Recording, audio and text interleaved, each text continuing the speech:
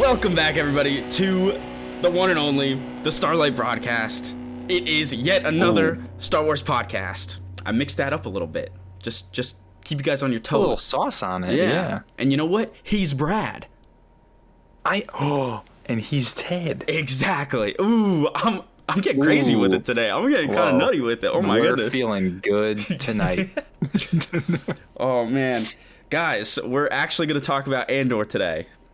Yes. But before we do that, I gotta get real with everybody for a sec. And Brad, I haven't told you yet. My cat got spayed earlier this week.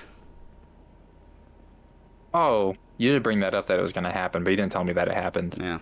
Sorry to drop this on everybody. I know everybody's real invested in my cat. You know, she took a couple days, you know. She has now become glued at the hip to me. It's very interesting. I was not expecting that. She has become much more attached to me than she previously was. She will not leave me alone.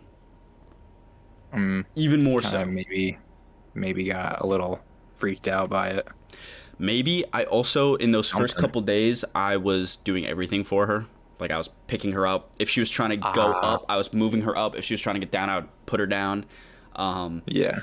I'm trying to keep as much movement in that area to a minimum. So if she's like trying to scratch with her back leg, dude, I'm fucking scratching her neck for her. And now she's like, this guy's awesome. No way. He does everything I want him to. But I was trying to. So last episode, if you listen to that whole ramble episode, which just turned into something, I mentioned that I'm like working on a fantasy world, and I had a notebook for it and stuff, and I restarted kind of today. So I was gonna do it on my PC at my desk, but she was freaking out. She would not leave me alone. So I actually had to go grab the family laptop or whatever, my mom's old laptop. And I brought it up to my room, and I sat on my bed, and she literally sat next to me for hours while I was typing it all out. Oh, that's awesome. It's nice, sure, but when I'm trying to do anything and she's just like meowing if I'm not near her, oh my goodness. Is she a little scared? She's also not in a cone. She's in vet PJs. Yeah. Which you did see, I believe. So you did know, actually. I'm sorry I lied to you, Brad. You're good. I might throw up a picture. There's the name of the vet place, and I don't know if I want. Maybe I'll blur that out or something. Yeah, blur that maybe. But maybe I won't throw up a picture just because whatever. But it's very adorable. It's like a onesie. It's really cute. It's just to stop her from, picking going for the sutures. Enough about my cat, though. How are you doing, Brad? I'm doing good. I kind of just been vibing. I've been working. Today I listened to all of the released season 2 Andor soundtrack, the 3 volumes, which was sick. Different composer. It's not Nicholas Bertel for season 2. Did you know that? I noticed that. Yeah. I'm a little taken aback. It's Brandon Roberts, but in one of the volumes Bertel is pretty prevalent in it. Ooh. So he is still there. He's just not doing the whole thing this time. Okay. But yeah, that was good. I let out my sister's dog a couple times this week. So I got a couple scratches to show that. Hell yeah. I brought my Midnight Horizon. I told you this before. I brought my Midnight Horizon book to work with the intention to, read it. But it didn't. I was putting away deliveries all day at work, and then after that, I just talked to my coworker about Andor because I watched episode 10 yesterday morning. And golly gee, you guys, this show, Ted, you're only on episode you're gonna watch 4. Yeah, hopefully Right. tonight, because I didn't have Disney Plus Hopefully for a tonight. while. I finally got it back. Of course, I get it Yo, back like after the show's finished, but that's fine. It's it's fine. dude. First viewing, it's great. I'm like, and I That don't second rewatch viewing in a TV. year is gonna hit different. Dude, I don't rewatch TV, but this season, like, I already want to rewatch. It's. And Sorry to interrupt. No, you keep going. no, you're good. There's something in this show, dude.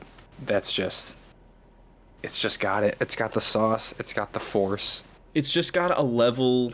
Like, obviously, I've only seen the first 3 episodes. Blah blah blah blah. Whatever. It's Oh, you can tell season 1 alone. Season 2, yes, already. There is just a level of care put into more aspects than put into any of the other Star Wars shows. kinda, yeah. Which is weird to say. Like, Um, I'm 'Cause it's I'm not this is not Filoni, which is like, I'm really excited to talk about Ahsoka because I think oh yeah. I've definitely soured on that show a lot since it's come out. Mm-hmm. The more I think about it, the more uninterested in it I've become. You know what I think might happen? What's that? I think on rewatch, our perspectives of Ahsoka and Obi-Wan are gonna swap. I think we might like Obi-Wan more and Ahsoka less. That's my guess. But, yeah, dude. This show, yeah. So yeah, we're out of Andor April. Andor April concluded, but we're still kind of in the zone and the mood, and Well, because I don't know. here's the thing. Here's the thing. Ready? Yeah, Here's the yeah. thing. So you watch Andor season 1. We did that. Mhm. It's done. Then we're gonna watch Andor season 2. You're almost done. I gotta catch up, and then we're gonna talk about it. But then obviously the natural continuation of Andor is to watch Rogue One. So we're gonna have to rewatch Rogue One, and we're gonna have to talk about it. Uh-huh. But once you watch Rogue One, what does it kind of naturally immediately lead into? A New Hope. So you're gonna have to watch A New Hope after, and then whether or not we talk about it, we're gonna have to watch it, and then maybe we'll talk about it. You never know. But then it's like, okay, A New Hope ends. You want to know what's next? Well, then you gotta watch Empire. You just gots to. You gotta watch Empire, and then We're guns to watch Empire. if you're watching Empire, you've already seen 2 out of the 3. You might as well watch Return of the Jedi. We're guns to watch Return of the Jedi. Gunsta. We're guns to. And then, you see the redemption of Anakin Skywalker. You're like, well, how did he become Darth Vader? You gots to watch the prequels at that point, This might lead into. Are you saying that?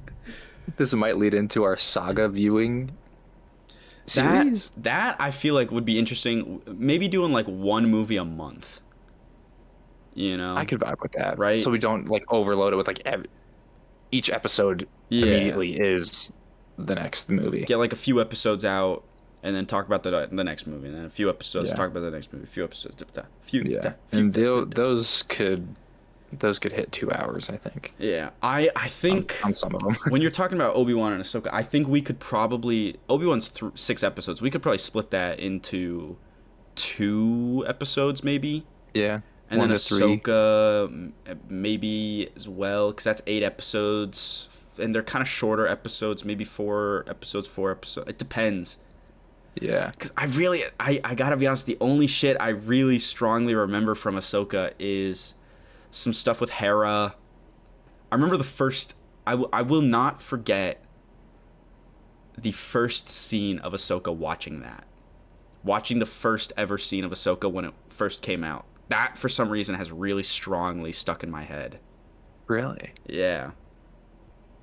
Is It's like there's no dialogue. It's when she... Yeah, it's her on that planet, right? Finding the orb. The apple of Yeah. Eden motherfucking looking Right. kind of thing.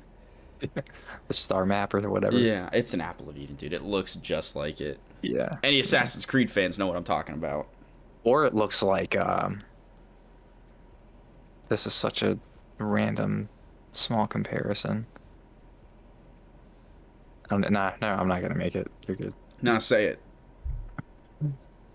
In the first Guardians of the Galaxy movie, Oh, the what held stone the- is Yeah, what the Mm. stone is encapsulated in. As soon as you said Guardians, dude, I knew you. Yeah, I could see it. Yeah. I could see it. That Yeah, was a that's very good design for that container. I think the Guardians it is movies are cool. so good. Guys, oh my god, the Superman trailer came out too. Whoo! Yo, I'm not even gonna cap. Not even capping. No cap over here. I watched that trailer I think 5 times the day it dropped. Superman looks so great. I It think looks so good. It looks like everything I've been wanting in Superman because I'm a Superman fan. dude, I'm about to be the biggest Superman glazer of all time. I'm like if you Okay, send gotta read me some comics, a bro. reading list, I'm on that. Like Bro, I'll send you some. I'll send you my own comics to read. no, I'd feel too bad about it. I'd be so scared of messing them up. Dude, the War World saga. I have it. It's like 2 volumes. You know what I really want to read Maybe is 3 was sick. That was really good. there's an Elseworld story going on right now that's medieval DC. It's like Knights of Steel. yeah. Is that what? No, Yeah. bro, the original run's over. Now they've had one. It's an offshoot called like Frozen. It's like winter themed, but I have both volumes of that. If you want to read it, I have the full story of the original Knights of Steel. Oh, It's really, really good. Dark Knights of Steel sequel, all winter. Winter. Yeah. Yeah. That's what's been out. That I think is still going on because that's like Justice League kind of shit. Yeah, but Like yeah, Wonder Tom Woman's in Taylor there. wrote Knights of Steel.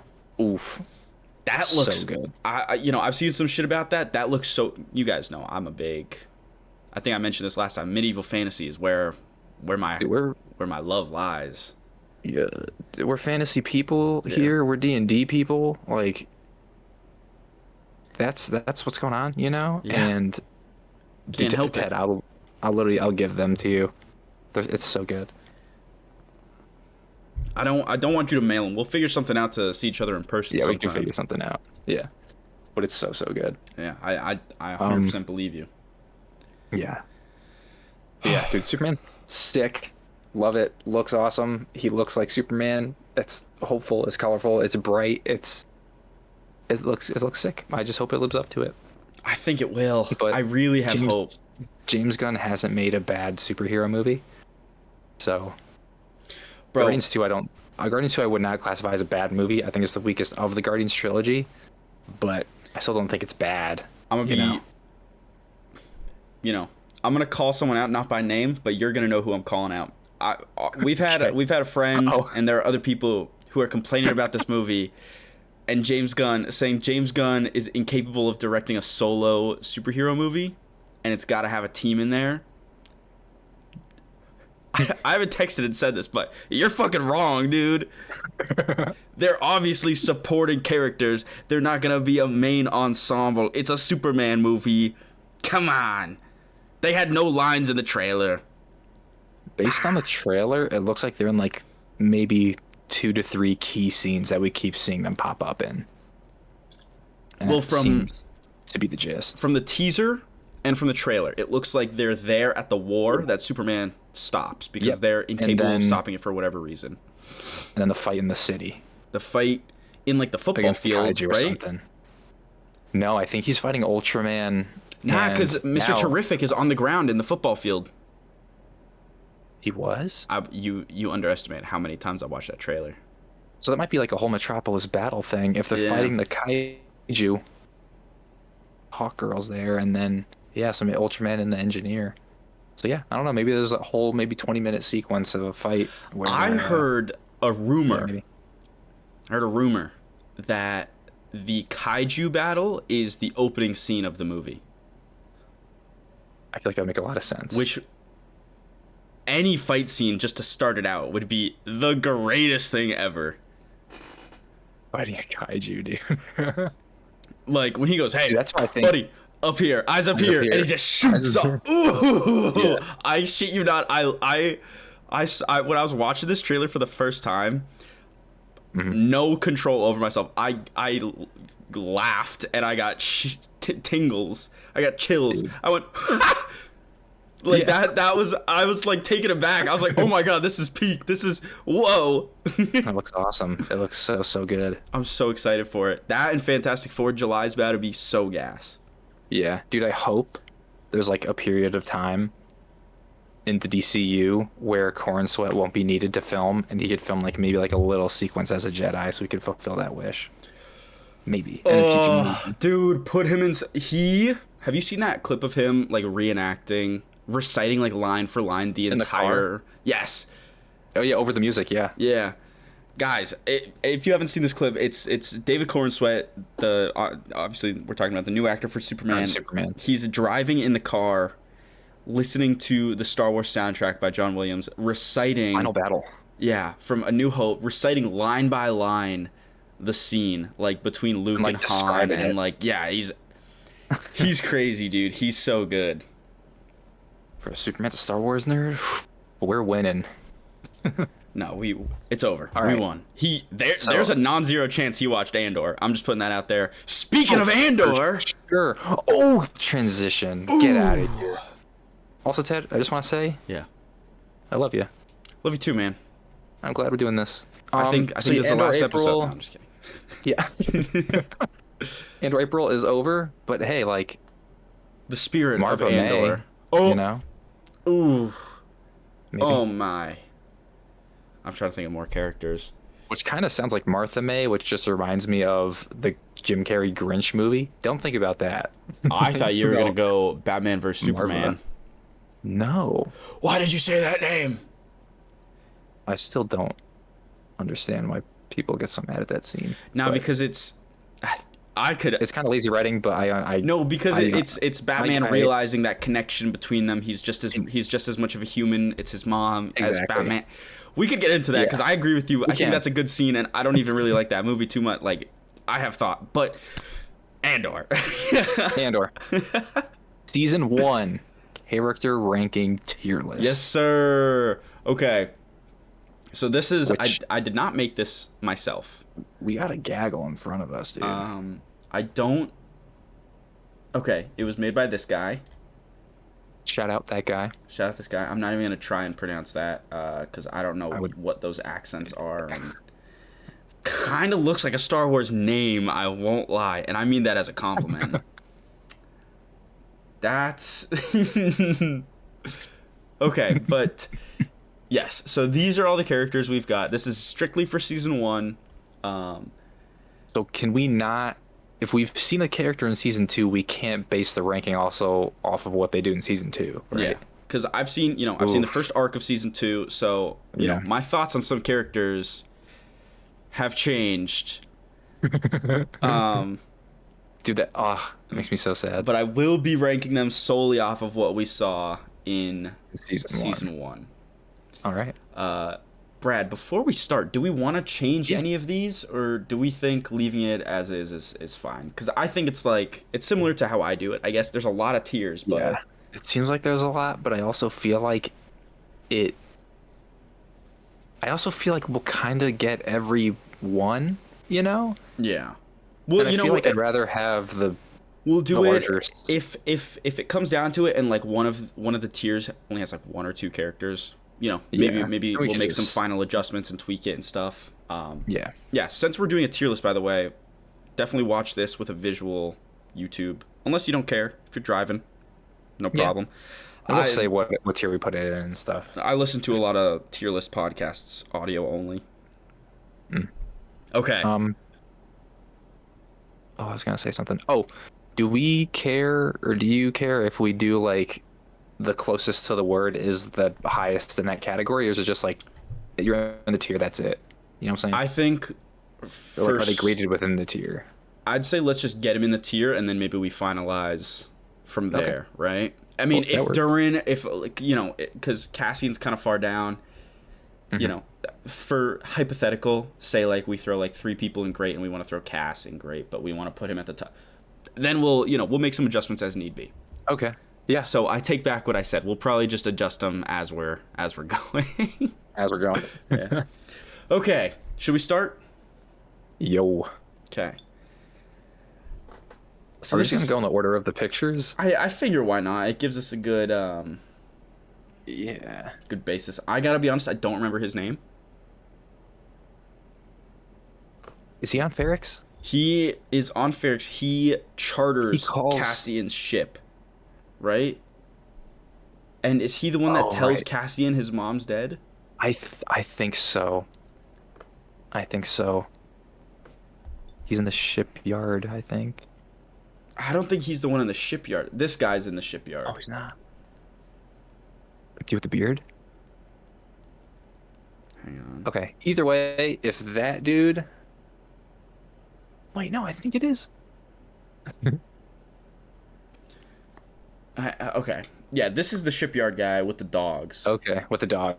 All right, This is the So guy yeah, who that's charters the ship, and he's a shop. We see him in a shop. I think he is the guy that tells Cassian about his mom, I though. believe so, because he has like the contacts for off-world, and Mhm. Cass is calling on-world from off-world, and he's like, hello, and he's like, can you give a message to Marva? And he's like, Cass, he's like, no Right. names.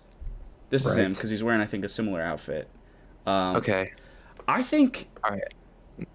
Oh, not much of a character, not much of a character. but I don't want to say not familiar, because in no, but that he's crucial. in that that. scene where he's Yeah. telling Cass about his mom, he gives a really good performance. You know, the weight of the situation, you can tell he feels it. He feels bad. Yeah. He feels really bad. He's like, fuck, I can't not tell him, but I really don't want to tell him. I have to tell him. Fuck, fuck. Cass, your mother's dead. Oh, no, I'm going to get emotional thinking about it. Oof. Ugh. I'd say we could put him in good. Is that too high? I was gonna put. Yeah, I think so. I think I was gonna put him in. He's a good character. I just don't think we get enough of him. Should we I do was gonna put him mediocre? I was gonna put him in weak, I think. That's fair. He is a good character, but you're right. We have 2 scenes with him. Yeah. You might have to rein me in a little bit. Okay. He has an important scene, Yeah. but I don't think he has enough context to putting him over that, you know. Yeah. But he is well written in that scene. Yes, All right. definitely. The next dude. I don't remember his name either, which I feel really bad, but he's Yeah, there's a even lot of less character memorable names. than him. I feel like he's even less. He had True. again. He had the one scene when Cass first came to the planet, landed back on Ferrix, and then in the last episode helped them Yeah, but he helps him escape. I know, but I feel like the energy of that scene is not about him. Like in the True. scene where they're telling Cass like he has a real role, like obviously we're focused more on Diego Luna's performance, but like I said, his like when I think of that last scene, I think of Will and Brazo and Bix. and Bix and this sister lady, I And B. believe. Is that who I think of? I think I know you're talking She's about. she's the lady on the ship, right? I think so, When yeah. they're leaving Ferrix. Yeah. Yeah, no, that definitely is. Looking at these other pictures. I feel All like right, for him? I feel like he's also weak, but like actually weak. Like I don't know. He's not that. I think so. The only thing he really does is help them leave the shipyard. To be so that fair, is- to play devil's advocate against myself somehow, he does also let Cassian borrow the ship, which his parents picked him up in. True. So it's really nice of him to let him use that ship. But yeah, I'd probably put him in weak. Okay, that's fair. Yeah. I'd have to put her in not familiar, honestly. I don't... as far as I know, she's in that one scene, and she's not even in season 2, as far as I'm aware. Don't say anything, you know. As far as where I'm at, I haven't seen her again. Yeah. Do you have a problem with putting her not familiar? Because I don't think so. I know that she was in the group with Marva. That's about it. So yeah, I guess not familiar.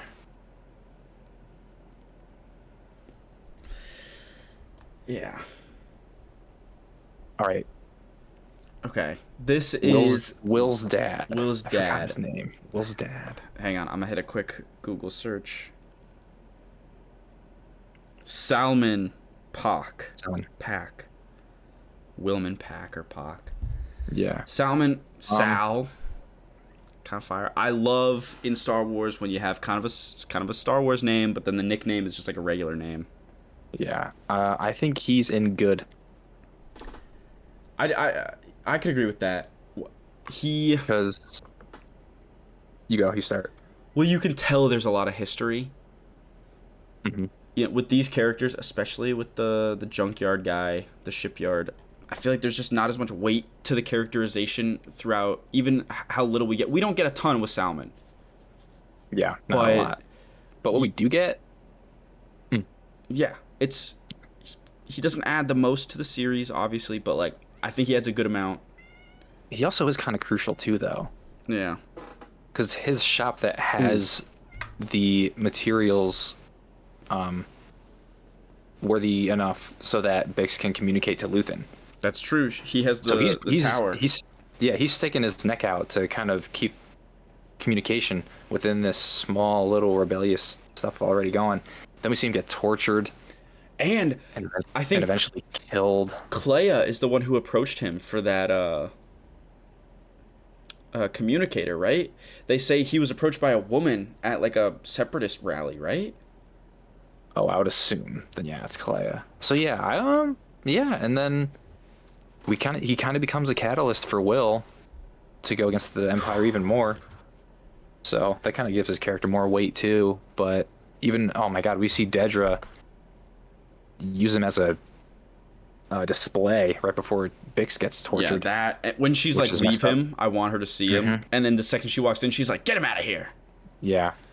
I think that just kind of makes you feel for him, and because you know, and he's a dad. You know he's a dad, and I think even in the first arc when Searle gets there, he's one of the guys that's like banging on the metal to alarm everybody. So he's a good character. He's not a lot. He's not in there a lot, but I think he's good. What do you think, Ted? I'd agree. I feel like okay. No, because see, now I'm starting to let some of season 2 affect my so hard. Okay, if we're considering just the first 3 episodes that I've seen in season 2, I'd probably put him up in great. I was thinking put him up in great in general, even from season 1. Well, see, because now I'm conflicted, because I'm like, do I want to put him in great just because of that, or do I think I think I'm gonna drop him back down here for a sec. I think we're on Willman, by the way. Will, yes, Will, yeah. Willman, Pock. Yes, that's gonna fuck me up. I'm gonna say it both every time. If you guys don't know who he is, if you're like listening or whatever, he's the one in Rick's Road that throws the bomb. Yeah, the homemade pipe bomb. Yeah, which is gnarly. I think that moment where so the shot they used for his character is when he's looking up at Marva's hologram and he's tearing up. And that is such a great moment for his character alone, just off the facial expression. He really pulls it off, just like the anger and the sadness in him.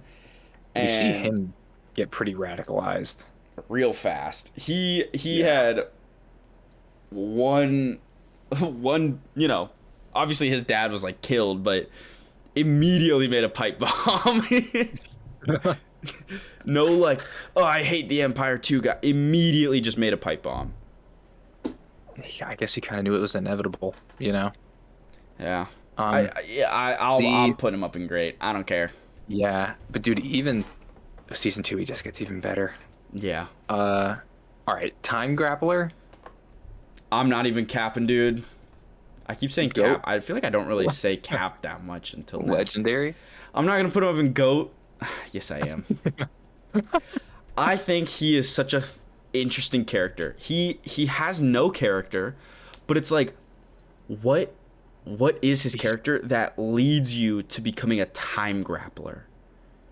You know, that's such a cool name for it.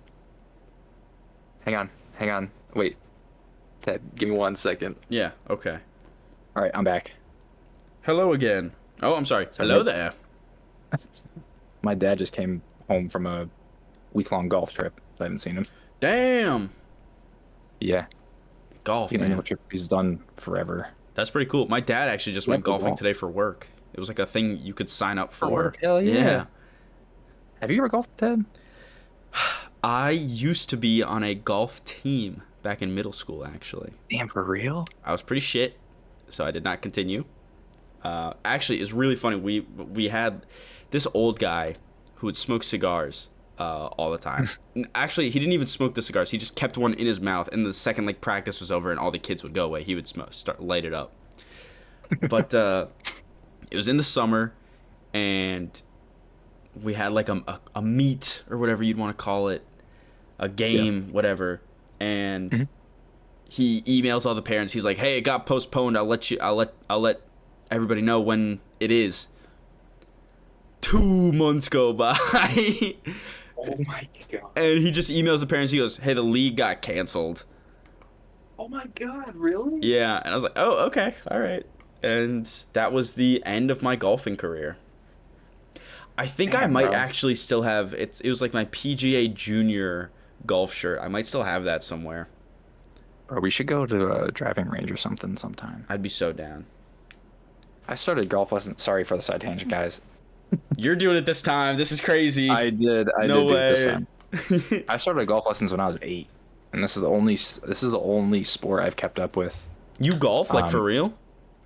into adulthood. Not as much, but yeah, like I golf several times a year. Yeah, and I go indoor golfing too all the time now. Oh no way. We're in the Northeast. Yeah. But yeah, no, I golf. Golfing's like the only sport I kept because I did baseball and basketball too, but I kind of dropped out of those in like middle school time. But yeah, golf is the one I've stuck with. My dad was just telling me, he was like, "Yo, you should golf again, and we should go golfing." I'm like, "All right, sure, maybe, yeah." Dude, yeah. Well, speaking of hitting things, the time grappler. The time grappler. It's just he's an anomaly. It's like what makes him tick? Not just the time he grapples, you know. For those who don't know, this is the dude that hits that It looks like essentially like Beskar. a gong. It looks like a Beskar kind of like log, like hollow.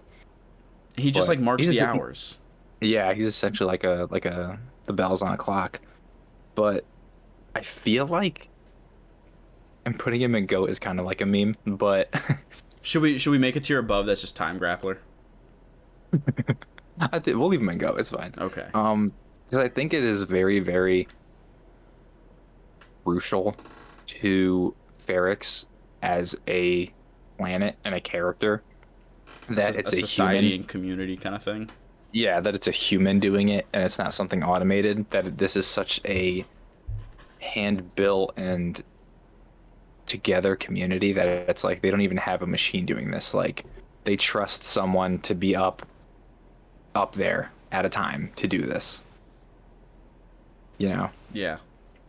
which I feel like that could say a lot about him. Even though like we don't really get him, we get him hitting the thing, and then there's one time where he kicks a stormtrooper off the tower, which is awesome. I think that cements him in GOAT. I think so. Yeah. Yeah, I think he's just a working man for his city, and yeah. Yeah. All right. This is what's his name again? Oh, I forgot his name, but I don't like him. Hang on, I'm looking it up. See, so are we doing this in scale of the character as a person or in writing quality? Or kind of both. You know what I mean? I think we'll just do like vibes of the character. Yeah, as a character, I can't remember his name. Horrible, dude. It's This dude's a slimy rat, bro. Vetch. No, Nurchi. Nurchi. Nurchi. Yeah. Fuck you, Nurchi. I hate him. He Yeah. sells out Cassian to the Empire. He's a bitch. Nah. Yes, he sells out Cassian. He's on his ass in the beginning because he's like, "Hey, you owe me my money." He's like, "Well, no, I don't." And then he's just kind of like sourpuss the whole time. Yeah. And yeah, then he sells him out, but then his face is up against the window and it gets blown out by the bomb, which is Yeah. he's done. So Hey, well acted. Well No, acted by the he's a dude. good actor. Yeah, Yeah, good writing. we can say that for every single character in here. They're a Yeah. great actor. They do such a Well written service. character.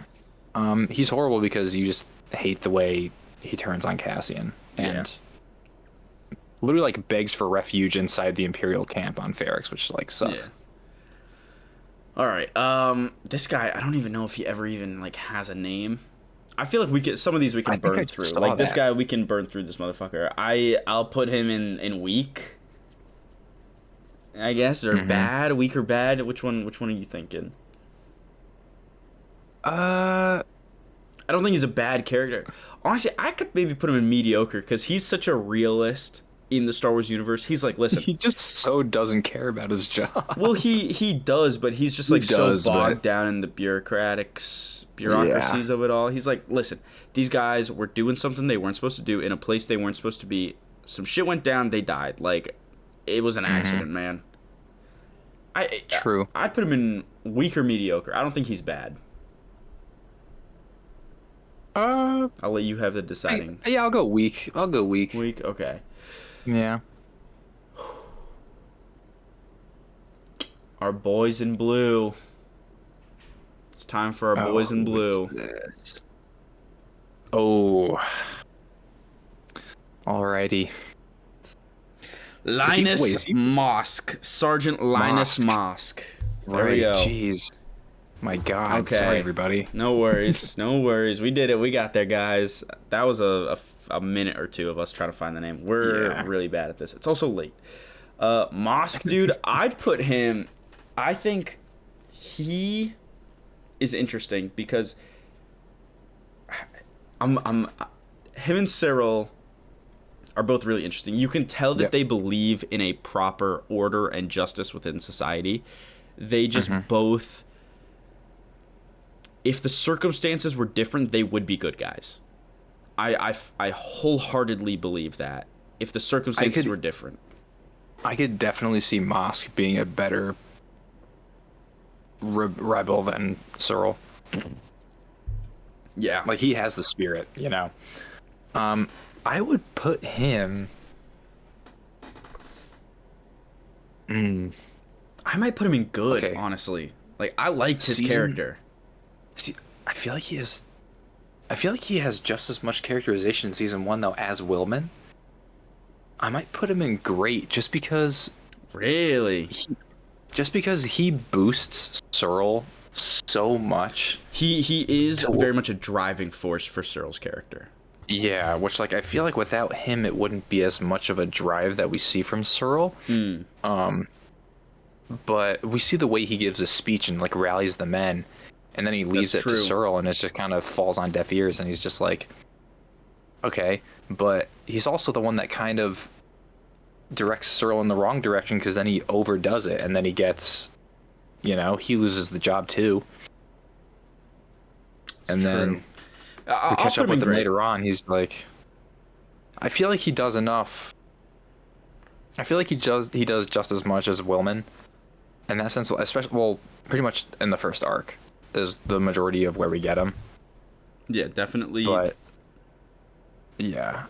I feel like he does a lot, and you see just like the difference between him and Cyril, the way they command the room.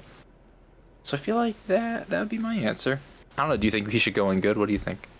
I'll put him in great. This is a team tier list.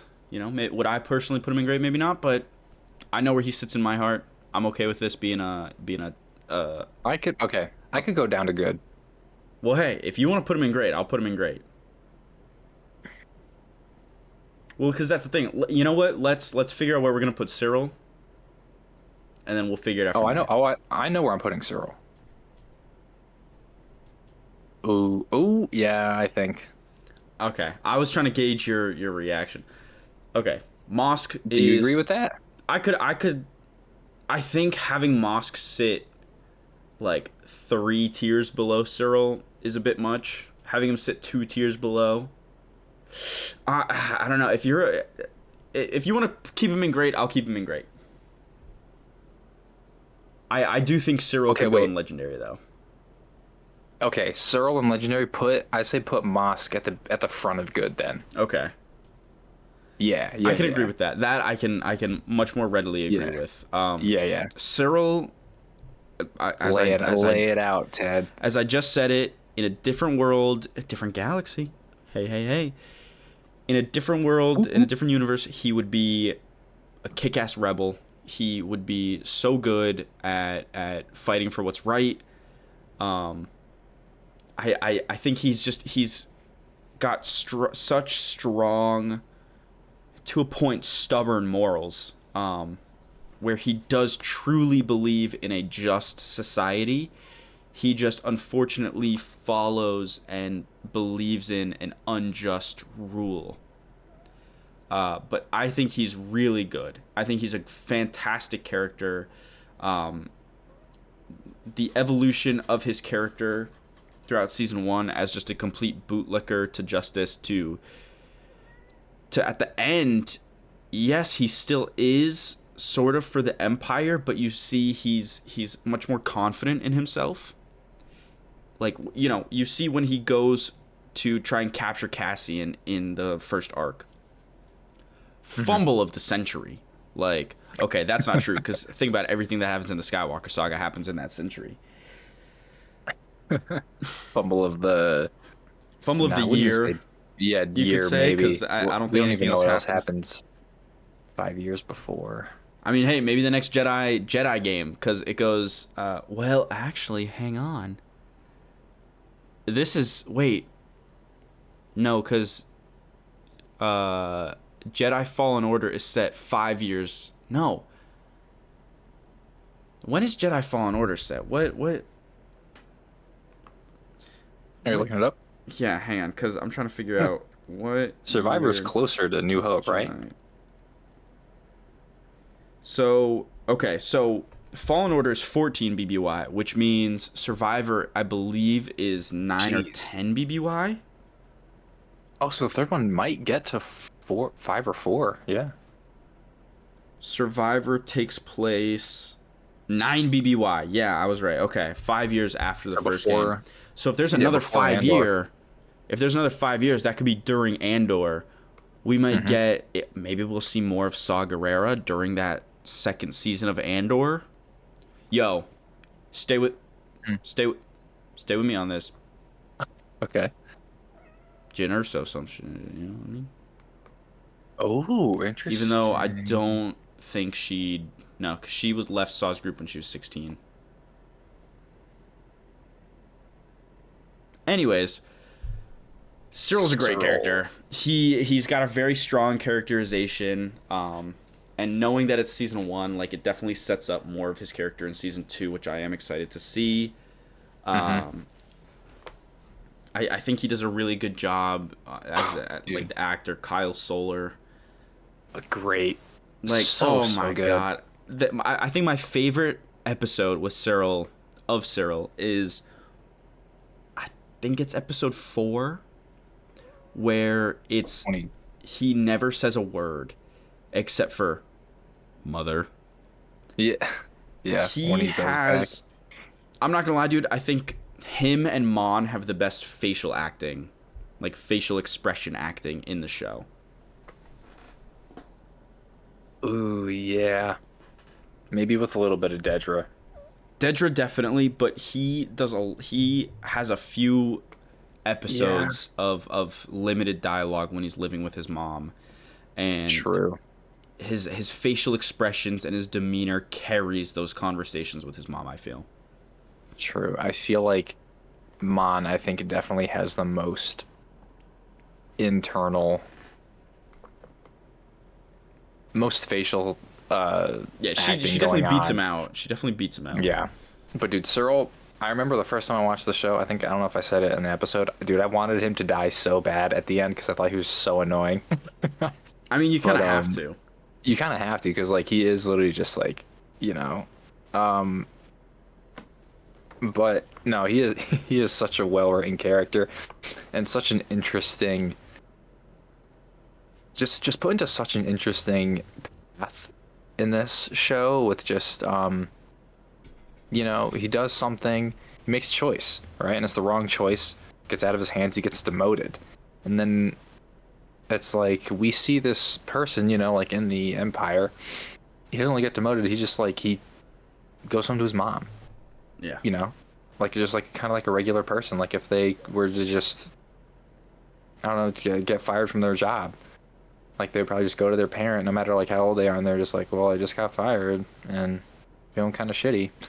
That's like an interesting direction to take somebody in, and then you just have this power complex with him.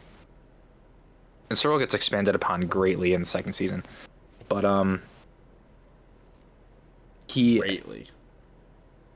Yes. Which will go hand in hand with the next character, which we know where he's going.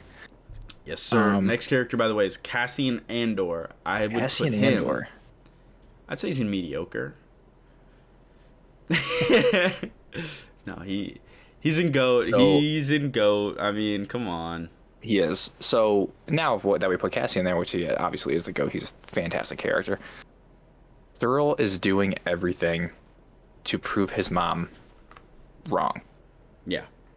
That he can do it by himself, that he doesn't just need a family recommendation to just get him the position, and he just wants to like tell her like, hey, I could do this just to make her shut up.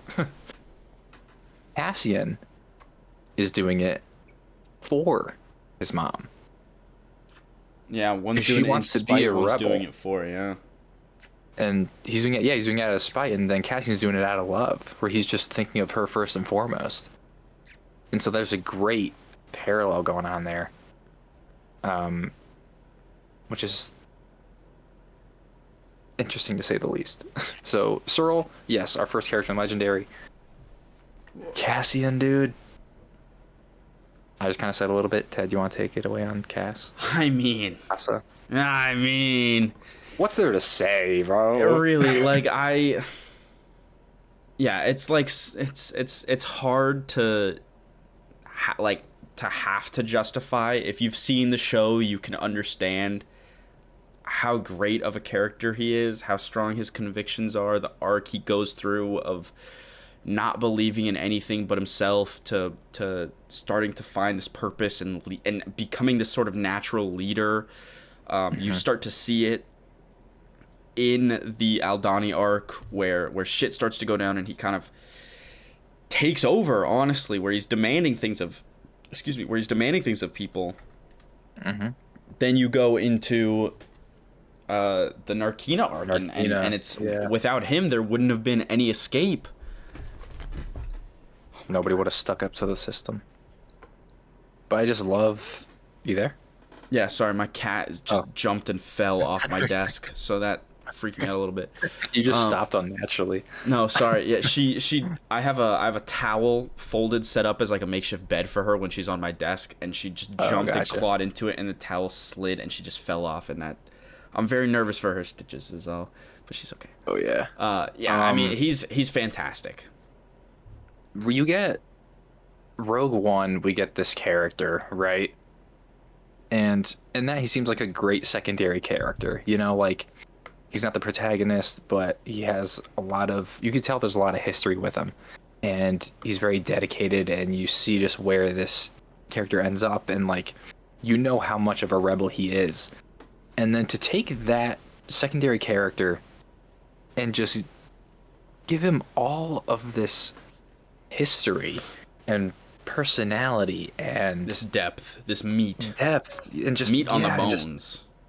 Dude, you take a character like that and turn him into maybe a top 10, top 5 Star Wars character for some people. Like, you literally make him... I'm saying for some people. Nah, we'll have to do a top 10 characters episode soon. But you take him, and he becomes one of the best written characters in Star Wars. I don't think that's a big thing to state, you know? And, yeah, I don't think there's not much. The show's named after him. And, yeah. The definition of a rebel. Definition of a rebel. That's a great way to put it. Which is interesting because at the beginning of the show, he ain't. Definitely not. But he ends the show and he's like, yeah, he's pretty much there. He is. Yeah, I mean, GOAT. Yo, All right. it's easy. All right, Dedra. Dedra Dude, Miro. we have so many characters left to go. This is crazy. See, but like, I feel like we could skip through some of them so fast. I know. After Dedra, we can go through that guy fast. Yeah, She'll be fast. Edie, we could get through. Fast, and then fast. Oh, I think Edie. we could get. Yeah, we could get through. Yeah, that. I mean. Yeah, once we get to like the second and third rows, I think we could go through a little faster too. That's true. Dedra. Okay, so now it's interesting because do you want to put her in horrible because she is an absolutely monster, disgusting nightmare of a person, or do you again want to put her in amazing or legendary because she is such a good character because she's a monster? So if that's how we're doing it, I think we should put. Well, that's the thing is Cyril is technically an antagonist to He is, Cassian. but he's such a great character. So that's like, what are we basing it on? Because then if we do that, we have to move the other guy from horrible up because he was a well written, you know. Okay, let's not get ahead of ourselves. Regardless, Nurchi is staying in horrible. He sucks. Nurchi, right? Yeah, true. Because here's the thing: is Dedra is so bad. She's so good at being bad. Nurchi, I just fucking hate him.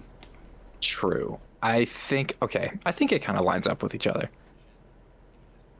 I think we're going more so on the writing of the character anyway. Dedra, dude, I'm feeling like either high legendary or low goat. Oh, I don't see crazy. Dude, do you see her less than amazing?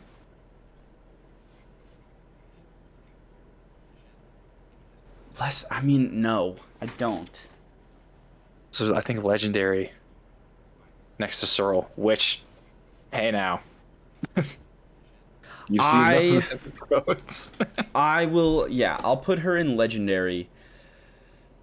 I'll put her top of legendary because her character is arguably, she has more screen time than Searle once you get past the first arc. Yeah. And there is a lot more to her than Searle, I think, in terms of development and how do I say this? Searle definitely takes a back seat in the middle chunk of the show. Yeah, and that's where she up. shines. She shines. Mm-hmm. Sally, she sells. I can never do that one. Sally sells. You messed it up quick. Sally sells seashells by the Sally's. Fuck, whatever. Ready? Sally sells seashells by the seashore. Got it. Nice. Easy. She. Wait. Yeah. Wait, Ted, say Dedra the way Partagas says it. That's hard. Because he goes like, Dedra. He like extends it. Dedra. Oh. He says it like light and like, I don't know, his voice is just kind of floaty. Anyway. I'm gonna do my best. I'm gonna find a little clip of Partagas saying Dedra and just throw it in right here. Dedra?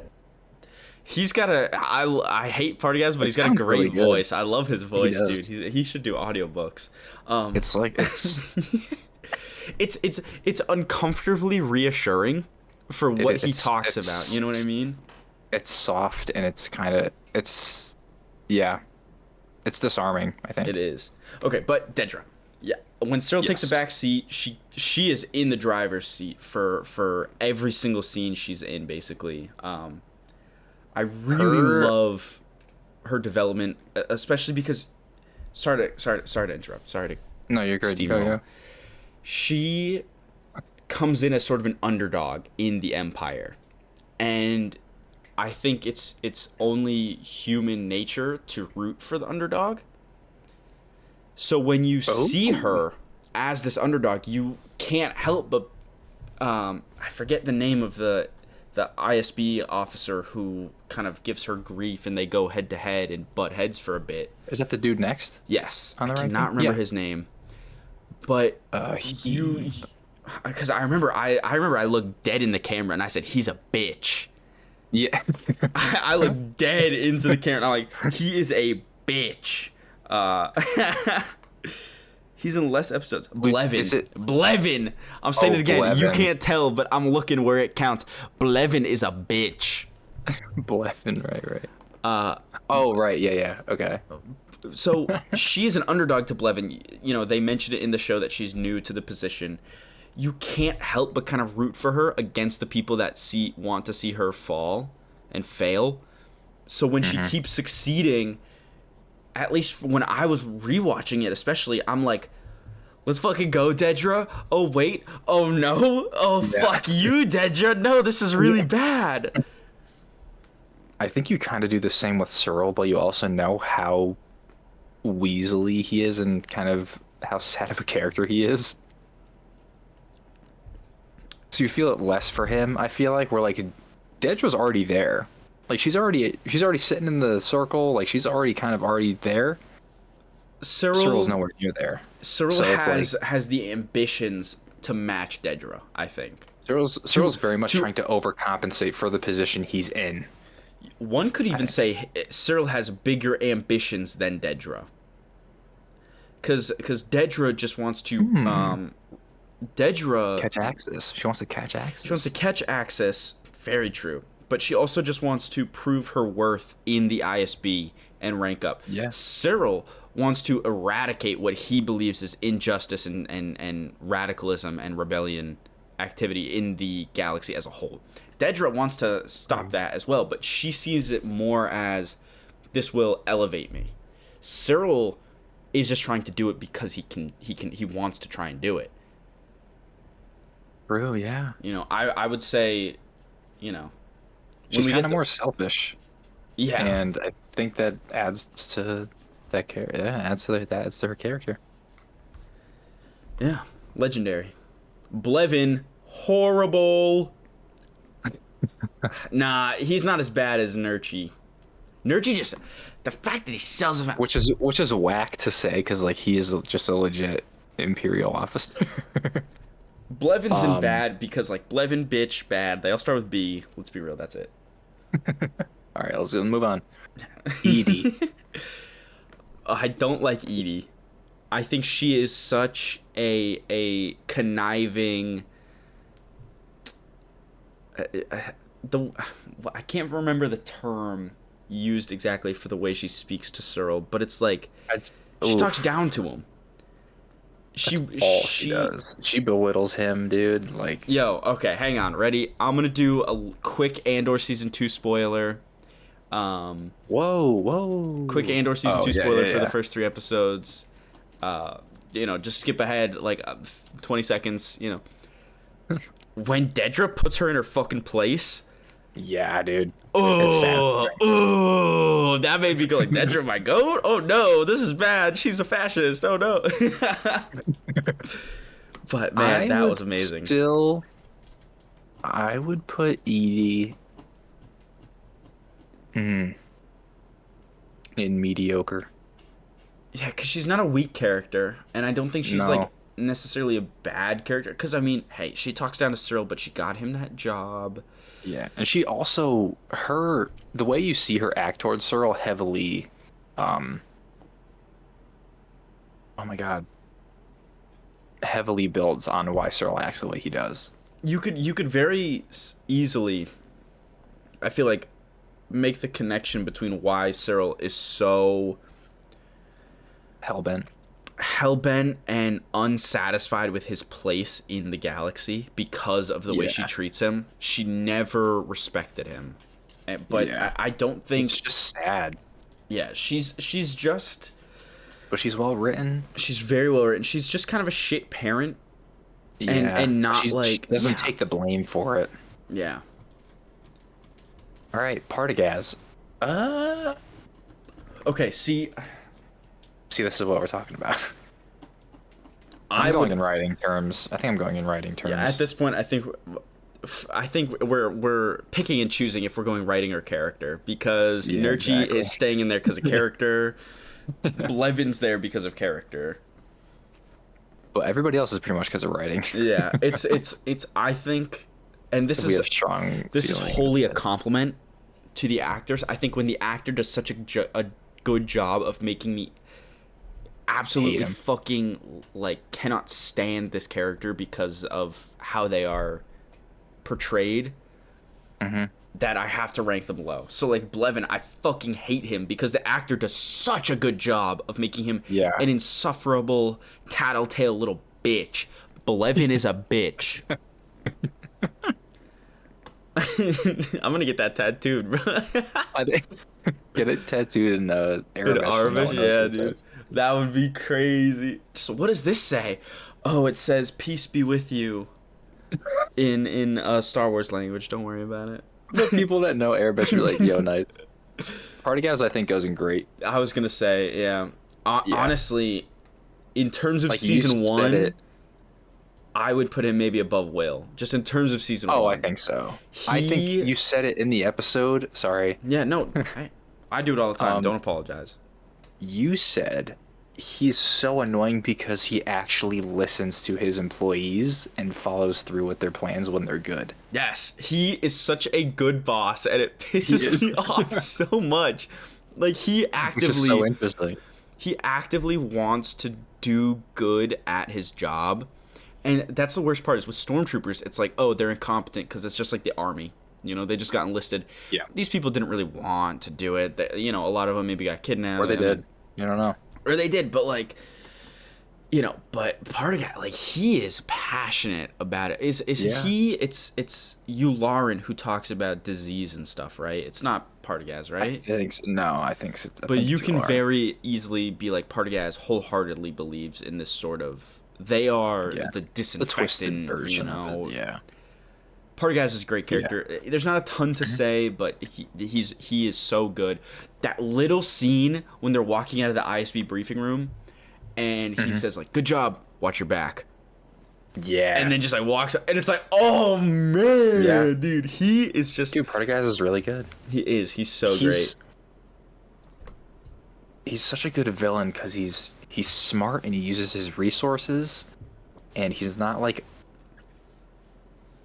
Well, because he's a villain, but he is in. He doesn't not see himself like, that. None of them see themselves as a villain. That's the thing. He doesn't even That's act what makes like a good one. villain. Is that they no. He doesn't act like a villain. He just acts like this is the state of the galaxy. We are trying to fix it. There is insurgency. Like, you know, like if if our if country he was wasn't on the other side, yeah. If our country wasn't fucked up, you know, I mean, Yeah. I'd be like, you know, if people are trying to fix stuff, if we had like a corrupt society and not a corrupt government kind of thing, you know. If Partagas was on the other side with Luthen, I think he would do great. You know. Yeah. I think it'd be the same thing. He'd be so smart about outsmarting the Empire. Yeah. All right, let's move on a little bit. All right, Lonnie. Remember Lonnie? That's what it was. Thank you. Yes, Lonnie. We need all the heroes we can get. See, part of me wants to put him in good, but I don't think he has as much of a character as Edie. So He's I'd probably say very. mediocre. I want to put him in very good much in as the well. background. They play his character so subtly, which it works because that reveal is crazy. It does. When you see him, yeah. When you he find out what he's doing, when he goes through all that shit and he puts the earpiece in and you hear Luthen's voice, it's like no fucking no way, because he was actively helping. Yeah. You know, like he's great and he's been doing it for years. No, I don't know, dude. No, I think I want to put him in good because like even the show is telling you like, oh, he's just like a person in the background, like not pulling any attention to him. But it's like that's when you showing how rewatch it, successful he is with that. But then you see him like everywhere if you rewatch it. You like, rewatch he's it. Always in the room. He's always there for anything important. He's there. Whenever they're talking, he's in good. I would maybe even put him above Salmon. Yeah, I would too. I don't know if I'd put him above. I don't know if I'd put him above Mosk. I don't know. That's I think I would, because on the prospect that we find out that he's a new dad and he's still going through with it. That's a lot, dude. And you know, we got to give him credit because he sets us up for the best monologue in all of Star Wars history. Yeah, he's in good. He's top of good. Yeah. Okay. All right. I cannot remember this guy's name. No, I just looked at it. It's like You want to know what Sneer this guy? or something? You want to know what this actor's face makes me think of? Hmm. First of all, great actor. He does a really good job. Wasted casting. He should not have been cast as this role. You want to know what he should have been? Brad, take a What? real close look at him. Take a real close look at him. You want to know what he should have been casted as? A young Tarkin. Tell me I'm wrong, dude. I could see that. I could see that. I think he should have been like a young Tarkin in something. I could see that. I think it's something with like Near or Sneer or something is his name. It's something weird like that, but I just looked it up. But I'm slipping up now. But him and Lonnie are kind of like a duo, but I think he has much less of a character, so I'd probably put him in weak. Like he's kind of there, he doesn't do too much. But yeah. Yeah, now, What do you think? I'm trying to find his name now. Because I just saw it. I also just saw it. Yeah, I literally looked it up. Hang on. Give me 20 seconds to try and find it, and then I'll give up. Alrighty. Ah, man. No.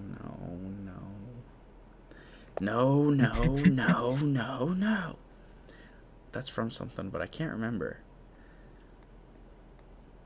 Probably from a couple things. I'm just not remembering it. He's only in a few episodes, right? Yeah, he's not in much. Not in much at all, really. That's whatever. I give up. Yeah. Yeah, man. Where'd you want to put him? I'm sorry. Oh, I said weak. Weak. I don't think he does enough, really. I was thinking mediocre, but I'll put him in weak because you are right. Mediocre's not worthy of him. So like, Okay, all right, guys. I didn't even notice. I didn't even notice who he had, and I'm not gonna lie. I'm gonna do something real quick, okay?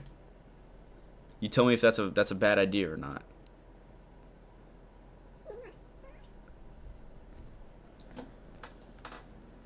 My mic might be able to pick up my cat making noises. She is chasing the mouse icon, my little cursor on my screen. I keep having to pick her up and put her down. She keeps finding her way back up there. I don't know. I think he steals every single scene that he is in. I genuinely think he is such a highlight for the whole season, for every episode. The way that he introduces himself to Cassian and just like slowly reveals how much he knows about him. That the picture, if you're listening, I put Luthen. I put Luthen at the very top of GOAT, above Cassian. Luthen Rail. That monologue alone. I burn my life to make a sunrise that I know I'll never see. You know. Okay, I think I will. Okay, I will agree with you because he had no prior setup and was made for the show from the show. Yeah. And he was that impactful. I'm not gonna lie. I've been thinking about this a lot lately. Luthen, more so than Cassian, might be in my top 10 all-time Star Wars characters. Cannot blame you at all for that. And I've been thinking about this so much because, like, you know, we have a Star Wars podcast now, so we do. I much more like passively think about Star Wars. Like I used to, you get into like a phase where you're like, Star Wars. It's just, Star Wars is awesome. But like, I've just been thinking about it lately. It is so crazy to try and get like a top 10 Star Wars characters list now with how much there is. Dude, did you? I sent you a post on Instagram with Luthen. Did you see it? Maybe I'll check right now. It was just I could just say it was just a post of only these two characters can exist in Star Wars, and it's Turgle and Luthen. And yet somehow both are in my top 10. The top comment on that post is, oh, okay. Whoa. My cat just hit a button on my computer. That's awesome. I don't know what this is. Uh-oh. Wait, there it There we is. go. There we go. I Okay. don't know. I don't know how she did that. Never underestimate Cat. Yeah, Luthen, I think I could agree. He. I'm not gonna lie, dude. There's another character in this list that I might put above Cassian as well. Whoa. Oh, I think I know who you might. I'm gonna be vague. Oh, wait, no, wait. I think I'm more confused on who you might. Okay, I'll get there. It's between two. It's between two. It's definitely because now I also caught who the other character you're thinking of. Is it who? Okay. I don't think he goes above Cassian, but I think the other one might go above Cassian just because I think they deal with a lot. I don't know if I could. Okay, all right. All right. We got Luthen and Goat. I mean, what is there to say? It's the same thing. Like, dude, come on. It's Stellan Skarsgård. It's Stellan, dude. Like, he pulls that monologue out. It's hot. It's good. It's great. If I said, like, Cassian is what a rebel, like, Cassian's, like, the base, like, what a rebel should be. Luthen is... Luthen, I think, is the rebel that everyone would picture themselves to be. Like, this just extreme version of just, like... But, like, I don't know, like... Dude, Luthen is just... He 1,000,000,000% is the most dedicated. Oh, for sure. Like, you could say Saw Gerrera, sure, because he's this guerrilla warfare fighter, whatever. He's so fucked up, he's so crazy. Honestly, before Luthen existed in the show, I think you would say that Saw was the most dedicated. But, like, no. And they do go hand in hand. They do. Luthen is... But Luthen, without even hesitating, and Saw hesitated. Luthen doesn't even hesitate to sacrifice 50 people, 50 plus people for this. Yeah. He does not care. He's like, I will. Yeah, it's a necessary sacrifice. That's my Luthen impression. Goat. I think just the scene of him going into the disguise of Luthen, is very, very well informed. Oh my god. Yeah. He's disgusted. He hates it, but he has to. It's so good. Okay. All right, moving on. Clea. I know where. Do you know where?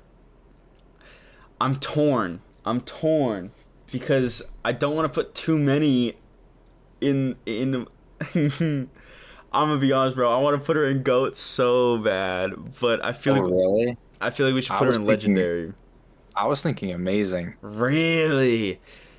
Dude, I could rock with Legendary. Huh? I could rock with Legendary. We'll do bottom of Legendary, but like, yeah. Oh my god, such bro! A good character. You want to know you want to know what I found out about her? This is her first major acting role credit ever. Dude, yeah, shout out Elizabeth Dulau. Genuinely, like, great. I'm putting her in Legendary, but in my heart of hearts, dude, she's in GOAT. Like, I think she fucking killed. Like, oh my god, dude. If we could get her on the, like, it'll never happen, but getting her on the podcast would be a dream, bro. That would be the craziest thing ever. Dude, again, season 2, Clea only gets better. But she plays such an interesting, different type of a character that you see, where, like, she's kind of like if the Luthen we see, like, the dressed up one is the mask, then she is the makeup on that mask. Like, she is the shield in front of that shield of him, to where she will help him and maneuver and communicate and do all of that, where she's much more like us right now, listening to headphones and communicating and coordinating. And it's just such a cool, different type of hands-on character that's not physically there hands-on, but really important. You know what I'm saying? I do. She's great, dude. It's Man, awesome. she's a She gets, powerhouse. oh my god, she gets.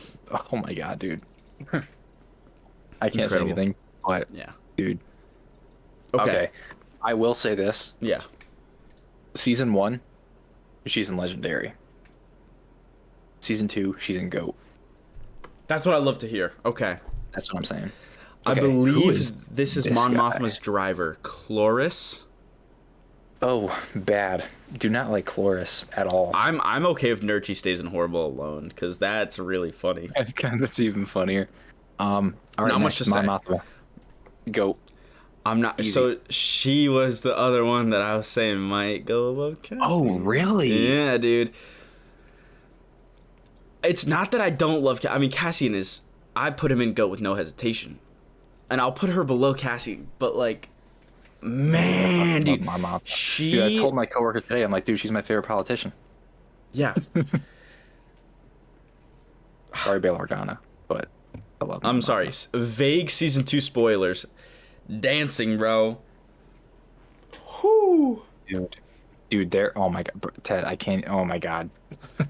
No, it only gets better. It's just like she She do. Oh, over she Cassian, deals though. with so much stress, more so than almost any other character.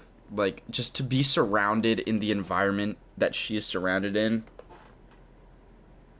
I don't know, man. It's ridiculous. It's genuinely ridiculous. Like, the shit she has to deal with. Her husband, her daughter, the financial situations, the burdens, the stress of never being able to be yourself. To fight in the Senate and know that it's not going to do anything, but to fight regardless, with the only solace she has is that, hey, at least this will take attention away from what I'm really trying to do on the other side of this. Like, Okay. Yeah, I think it might go above Cass. Because also, like, dude, don't get me like. Also, too, guys, like, we're debating GOAT status. Like, these are all phenomenal characters. Cassian, like, I am talking specifically in Yeah. the Andor show, in season 1. You know, I'm talking very specifically in season 1. I think just what we see her go through. Dude, okay, Ted, I'm gonna say something. I'm ready. I'm not ready. No, I am. Okay. Cassian is in prison, right? Yeah. For like 3 episodes. Yes, sir. Mon is in prison the entire time. Exactly. Put her above Cassian. Let's move. Let's keep it going. Ah, dude, and Genevieve O'Reilly, I can't. She's amazing. All right, Crazy. B. I'm gonna put B in amazing. I like, First character obviously, like, amazing. as a meme, I want to put him in GOAT as well, but like, B2 emo. B is so good. He makes me tear up sometimes. You know, he makes me really sad. But I just, he's not. He isn't enough of a real character. Like, he is, but it's. But he has such a soul. He's one of those droids where, like, he has such a soul, and he knows and he knows and cares and loves Cassian and Marva, and like, he's kind of like the heart that Marva kind of left over, you know, like. And a droid isn't like we're putting a droid above other characters that are like actual humans, but the heart and feel that you get from B and the way people treat him, I think says a lot about how this droid is viewed, and like the dedication that he has and the care. And dude, he projects Marva's speech like I'm being dead ass. I don't think he can go below amazing. He's one of the best droids in Star Wars. No, yeah, he's. I mean, he's no cheap. He's no cheap. Bro, get out. I'm not even joking. Cheap is my favorite droid. I don't understand. It's just I can't explain it, but it is. That's all right, fair. Perrin. Right. Okay, Perrin's in mediocre. we're doing writing or character. Just a character. Great writing, especially that scene where Mon knows that Cloris is listening, and she's like, "I can't believe you're gambling again." And he's Yeah, like, he actually, poses the gambling he's thing. like being so genuine. confused. He's confused and he's genuine. He's like, "Yo, let's go back. I swear, Mon, I swear to God." Yeah. Like, Honestly, like, come on, put him in good over Salmon. really?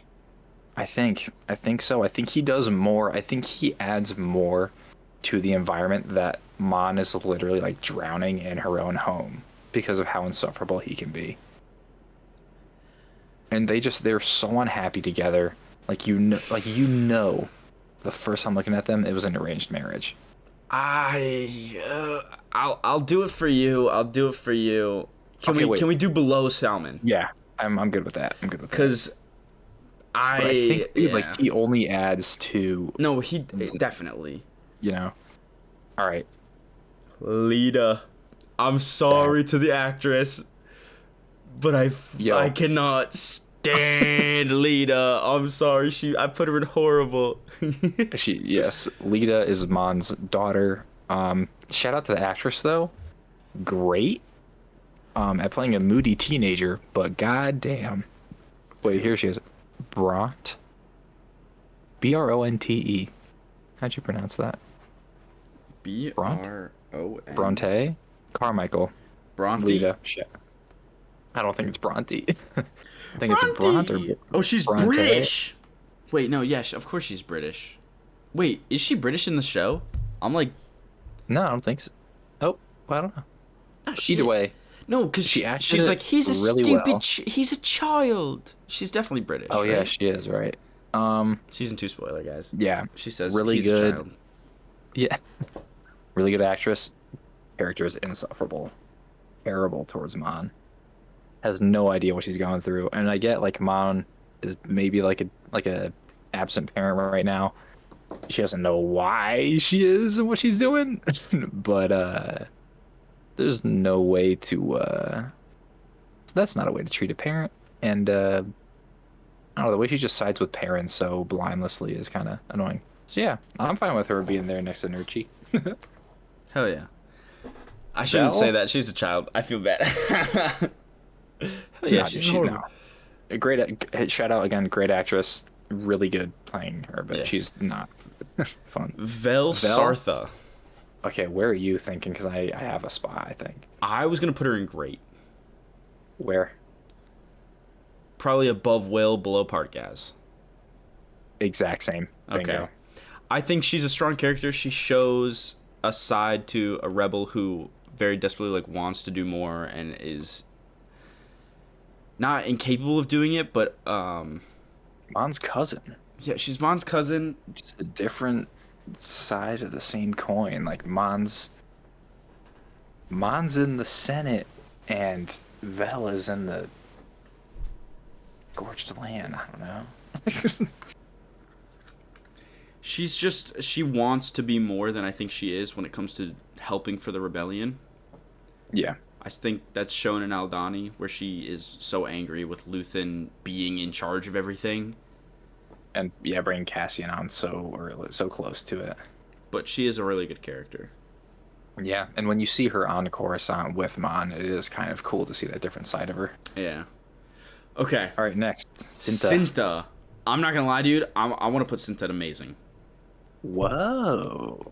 I'm gonna be so Okay. real. First time I watched Andor, if this was based off my first time ever seeing Andor, I would probably put Cinta in mediocre or maybe even weak, because I didn't really appreciate her character at that point. Rewatching it, she is one of the most dedicated rebels ever.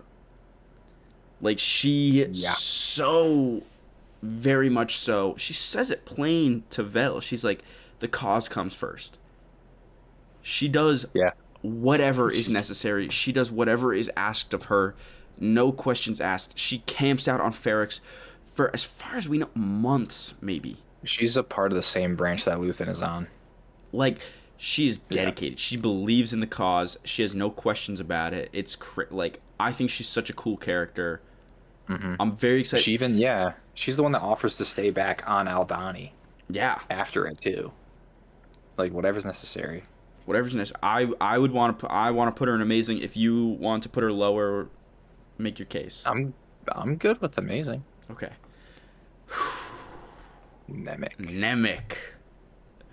This is who I thought. Yeah. This is one of the ones who I thought you were gonna put above Cassian. Was ready? Was this the other one? What? I didn't see. Did you move your cursor or something? I didn't see it.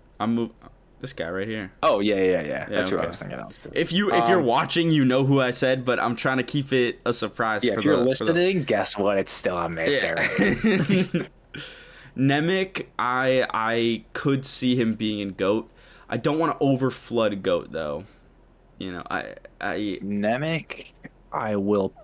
I'm not gonna lie, dude. I'm doing it. You can't stop me. Maybe you're making your own tier for Nemec. Nope. Grappler. Oh, okay. I'm just doing that because yeah, that's fine. Yeah. That's mad funny. That's so good. I think that's good. Nemec, Nemec, I think legendary. I think legendary. I would say top or maybe below Dedra.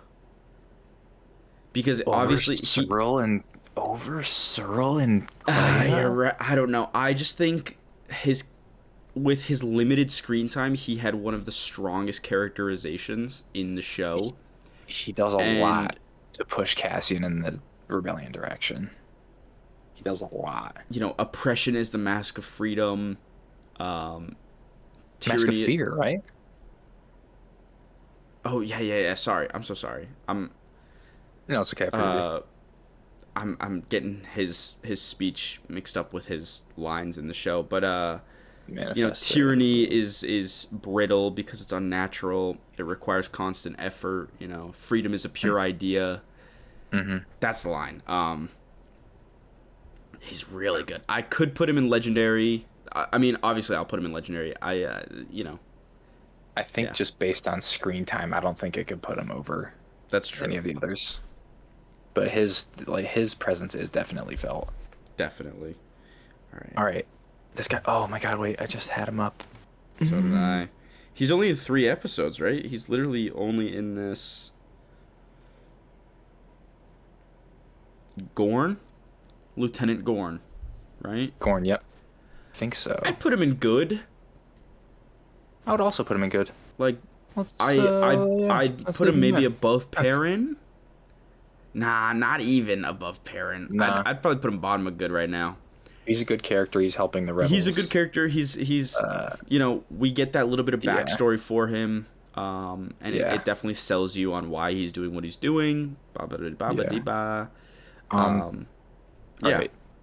Yeah. Skeen. Cousin. Oh. Cousin, I would put in great. I think he has That's what I was thinking too. Like, you know, 3rd strongest characterization. I would say in terms of the Aldani, if we were doing just the Aldani arc, I would put Cinta in good and him in amazing. But when you take the entire you take the entire show into account, Cinta has much more to do. Yeah. Cinta has much more to do, and you take the entire show, he's really not too big of a deal. I love. One of the things that I really love about his character is when he brings up these tattoos to Cass, and there's no real explanation for what they mean. You're kind of left to guess. That is my favorite part of Star Wars, is when something is not really explained, but it's heavily shown, just like, hey, this is established. This is a thing in universe. Yeah. I love that. I love that so much. That's good. I think he said it was the hand or something like that. That's a Daredevil thing. The hand is, yeah. I think that's good. And where Skeen ends up and what he does again to push by the Cassian. hand. By the hand. Yeah. What he does for Cassian's character as I think Skeen is I don't know if people have said. I think so, but I'd get that as a tattoo, man. I'm not gonna lie. What, by the hand? Yeah, that tattoo would be gas. Skeen is the dark future that Cassian could turn into, and is I think that scares Cassian, and he also doesn't agree with it, and like I think that's why he kills him partly too, is because he doesn't want to believe he would turn into something that selfish, and be a quote unquote rebel instead of a real rebel. Yeah, when he says it's me against everybody else, I was like, Yeah, and holy he lied fuck. about the brother story. All right. That's insane, dude. Yeah, Yeah. no, that's dirty. All He's right, got to next, be moving on. yeah. Taramin Barkana. Terrible. Yeah. I put him I in I don't know, where do you want to put him? I was thinking in good below Mosk, Yeah. because we get that nice bit of his backstory of his character that like he's there, but Yeah, he fell in he's the love one with with an the I'm Aldani sorry. woman. Yeah. He fell in love with the Aldani woman, and then I think they killed her or something like that. Yeah, he's like, I lost my taste for the Empire. That's gas. Yeah, dude. Yeah, I like and then him a he's lot. still working for them just to use to help with Just infiltration. yeah. Uh, yeah. All right, who's next? Let's keep cruising. Let's keep cruising. This is Oh, it's that dude. Um, maybe even horrible. eh. I can't. Okay, for the listener, I can't remember his name. He's like the He's the fancy Imperial guy that lives pretty much in the dam on Aldani. yeah, and he brings his family there, and he gives his son shit, and he gives his wife shit, and then I think he gets killed. Yeah, he's bad. Yeah. I don't know This if guy, Cynthia I kills him. literally Maybe. don't remember him. I'm gonna put in not Yeah, familiar. not familiar. I literally. Is it crazy to put Marva in Goat? I don't think so. No, I don't think so. Right? She is so crucial to the show and Cassian as a character. I don't think you could put her Yeah. less than Goat. Even though her screen time's limited, just the last conversation she has with Cassian and then the You speech at the can't end of the stay, show and I can't go. Oh my god. hurts. And just the Fight just the how Empire. outward, yeah, how outward of a rebel she was. Yeah. Yeah. If she was marvelous. 20 years younger, oh my goodness, she'd Oh my be on the goodness. front lines she'd be in an X-wing fighting the Death Star, bro. Yeah. This dude, Straight up, I don't remember who that is. don't remember. So that's coming off familiar. All right, this next Doctor. guy, dude, honestly bad. He didn't save. He didn't save Ned. I'm not gonna lie, I'd say we put him in not familiar because that's the only he had Yeah, true. That's the only thing he does. he had a line, he failed to save Nemec. It's whatever. Next dude, I don't remember who this guy is he just is. an Imperial officer? It Yeah, put looks him there. like it. I think he's somebody on Aldani. Yeah. Tacoma. Okay. Over Will. Yeah. Yeah. Anger. Tay in season 1 is so fucking awesome. Like Yeah, Tay is sick in season 1. when he's like, I'm afraid my politics might be a little strong for your taste, and then Mon like throws it back. And, oh my god. He seems like Mon's only source of fresh air. Yeah, she's When the she only. has parties at her house where he's the only one she could talk to and be like, I can be myself. Yeah, she's got freedom around him. Yeah. But it sucks because she's got freedom around him, but so rarely do we see them one on one. We see them so much more often, like around people, so they have to dance around the subject. And Oh, what? okay, I found it. The dude, sorry, Yeah, way back. The dude that you thought should be cast as young Tarkin, Attendant Hirt. Is Hirt. Hirt. I said Sneert or Hirt or something before. You said something close. It's fine. Yeah. Yeah. What a guy. All right, this is Dr. Gorst, I believe now. Oh, is that Gorst? Horrible. Dude, fuck him. He takes genuine pleasure in Wait, is that torturing really Bix. Yeah, it is. I'm gonna. Oh, yeah, no. These pictures are HD as fuck. Oh my god. Yeah, whoa. That's crazy. Hang on, ready? Let me unpin Yeah, if that's Gorst, for dude. the Wow, visual people. Like these pictures, Yeah, these are pictures are legit. HD. Oh my god. Yeah, that's awesome. Look at you could see all Wow. the weathering on B2. These little dots and Yeah, dude. the They scratches. got the good one. Whoa. Oh my god. This is like So high def. genuinely impressive for a tier list. Yeah, there's Hirt on the weak scale. God. Respect to the actor, but he does such a good job at making himself so fucking unlikable and so despicable and disgusting. Oh, dude, Gorst is so gross. Oh God. Dude, as I like to say, Gorst is the worst. That's what I say. That's beautiful. I'm gonna do Yeah. this again. There we go. All right. You zoom in a little bit more. I think. There we go. Why is this Ooh. not? There we go. Okay. I think he's got to be in Go as well. No. Ooh, and Go? We're talking about Kino Loy, by the way, guys. Yeah, we're talking about Kino Loy. We're talking about Andy Serkis right now. Maybe Goat's a little too far. I don't know. I just think Legendary. he was such a standout character. If we're doing Legendary, I'd want to put him above Dedra. I'm not gonna lie. Whoa. I think he was such an amazing character. He had such a few episodes strong arc. Strong arc. True. Yeah. He's definitely in Legendary, I think. Ready? Let's just... How does that look to you? How does that feel? Oh, they're kind of looking at each other. It kind of makes sense, doesn't it? So I think it seems right. Because Kino's looking, which is kind of crazy because Dedra's in a lot more of it. But I really think... But I don't think there's a moment emotionally with Dedra that hits as hard as the Can't Swim.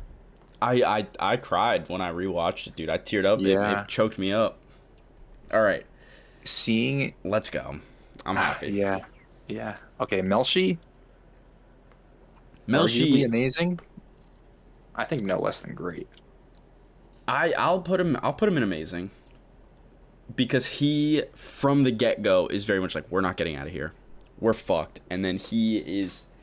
He's one of the first ones to go with Cassian and be like, yo, we're doing this shit. Yeah, he's on board from the get-go. We see... Yeah. I mean, you guys know, we found out he's in Rogue One. Like, he's bringing him he's back. On Scarif, bro. Bringing him back, that's crazy to find out. Like, he dies. Like that. That's insane. Which, like, that's also... How does he become part of the rebellion, though? You know, does he become a part of the rebellion before or after Cass? That's what I'm curious about. I don't know. All right, I am struggling to remember a lot of these other. I'm gonna push him down past the prisoners and group all the prisoners together. All right, I think this dude is Jembach, then Ulaf. Yeah. Wait, no, is that not Jembach? I'm gonna try and find dude because Narkina 5 cast. I'm trying to find... Or yeah, if I look at just the actors for Narkina 5. Melshi, Ulaf, Ham, Jembach, Taga, Zal, and Burnok. So. Okay. And then there's the doctor guy. I'd put all of them... I'd put most of them in probably like weak or mediocre, honestly. I would put Doctor Guy and Ulaf. I'd put Doctor Guy in good. Maybe. Yeah. The rest of them honestly could go in mediocre. Like him. I have no opinion on his character. I know. Maybe even weak, honestly. I don't know if I'd put him in weak because he does go with Cassian pretty quickly. That's I would put Burnok and Zal. I think the last two guys both in maybe weak because they get killed pretty quick. That's true. But they are with the cause. Jembach,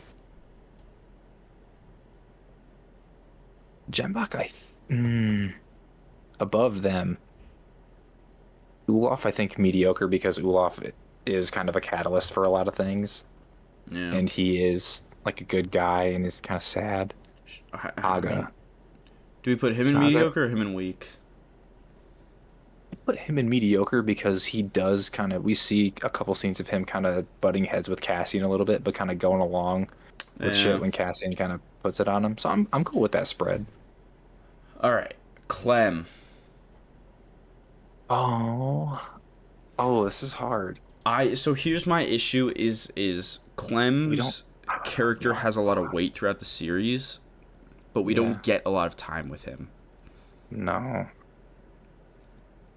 I think just that scene where Cassian goes to his brick, and we get that flashback. Yeah. I think does a lot to educate his I'd want character. to put him maybe top of good, or maybe below Mosk. As Right in there. in terms of writing. Well, I don't know, but more so in terms of impact, I feel like on Cassian. This is a very fluid kind of list. That's true. I I mean, think yeah. I don't know for impact on Cassian. I mean, yeah. If we're going to impact on Cassian, it would be fucking like legendary or goat. So I guess it's. I think written though. He only has Yeah. 2 scenes. But you gotta remember that scene where he dies, where he's shot by the clone troopers. Where I mean, he's not explicitly shown, but it's implied. Yeah, it's implied. And then you have that scene where it's like sometimes like you gotta look past the rust and you find some good stuff, you know? I Yeah. think okay. Mediocre behind Edie. Okay. I think let's go okay. like right in the middle, you know? Yeah, You don't have a problem with that? The fucking alien No. fishmen from Narcina. Yeah, the Fisher guys, yeah. I mean they yeah, no, I don't want to overthink that because like they capture them and let them go. I'm gonna push all the Imperials together at the end here. All the Imperials can go in bad. I feel like I don't like any of them. This guy can go in not familiar because he's the one on the bridge when Luthen has his great escape in the Fondor. Nah, he could go in bad. Because remember, they tell him like it's like oh like it's pretty much nothing. He's like yeah, but you guys could use this to practice. That's true. Yeah, fuck that like, guy. Yeah, they can all go in bad. Dude, get over. This guy can go in horrible because he's the one who throws his cape over Marva's hologram. Oh yeah, no, he sucks. Yeah, he's horrible. Skulden, I think the bottom of good. Really? I was gonna say mediocre. He's a piece of shit. He's a scumbag. He's a swindler kind of guy. I guess I think I was in terms of writing. Yes, he does. Dude, in terms of writing, he's good, but he's only got 1 or 2 scenes to him. Like, does 1 or 2 scenes really put him above all of these guys? You know? No, I'd put him above Clem though. Unfortunately, like I like Clem's characters more, but he's got more. Forward. Yeah. Okay. These two, dude. Oh, they're both in horrible. I feel like no. A little bit. Nah. Hang on. I'm trying to think who is what. I want to say first 2 guys that. Well, I know. So he's the one who pleads for his life, and he's the one who dies when he hits his head when he fell. The one on the right, yeah, dies first. Yes. Yeah. I would put him, I guess, a not familiar. Well, I'd put him in bad. Because he has more characterization when he begs for his life than this guy. Yeah, he's like, wait, we could get out. Once it starts to affect him personally, he's like, wait, we could get out of this. We could agree on something. Yeah. And Cassian's like, nah, fuck you. Damn, we only got 4 left. Like, bro, you picked he's like, you started this shit. Like, what, you think you just finished? Like, just get out. You weasel your way out of it now. Brad, you want to guess how long we've been recording? Take a guess. I know that we recorded and stopped it a little bit before. Oh, are we at 2 hours? 1 hour 46, almost 47. All right, now we're chilling. Oh yeah, we got 4 characters left. Yeah. Plus, we also had like a kind of half-hour tangent at the top. That's true. All right, Saw Gerrera. Just this season, we get like un scene with him. I know we only get 2 scenes with him. We get 2 scenes with him, I think. Yeah, which is crazy. I would say amazing. I want to say. I don't think I would put him in legendary. Whoa. He's really good. He's really good. But he's only got 2 scenes. They are important scenes. They are really important scenes. They do a lot for Luthen's character as well, and they inform him a lot. It's hard to disassociate Rogue One at the very least. Like, it's easier to disassociate Andor season 2, but like you go into this show knowing Rogue One. And Also, if like, you've seen Clone Wars and if you played Fallen Order and Fallen Order and So- Rebels, Saw is a very informed character by this point, so I think that might do some lifting. that's true. I'd bump him. I'd maybe above Nemec in season 1 alone. In season 1 alone, that's a jump for me, bro. I can't read you right now. Is that too much or too little? I think it's too much. Really, behind Nemec? Because when I said amazing, you were like, damn, really? But now when I put him in legendary, you're like, damn, really? Sorry. I don't know, because he does make...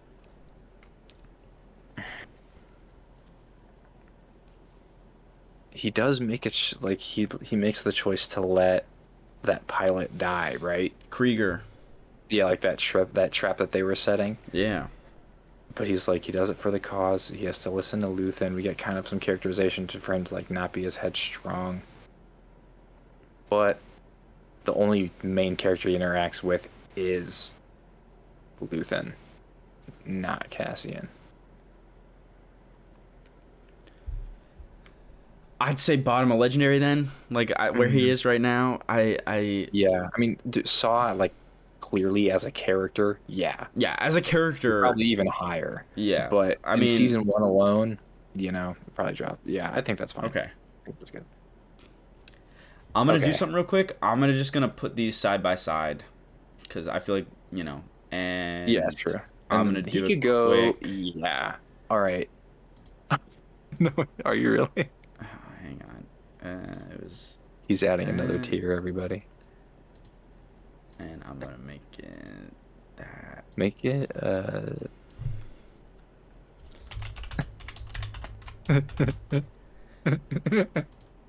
I made, for anybody just listening, I added a new tier. So all of the tiers. Yeah. Take out the Tim and add Nurchi down there, because they kind of did the same shit. Oh, just fuck you. Yeah.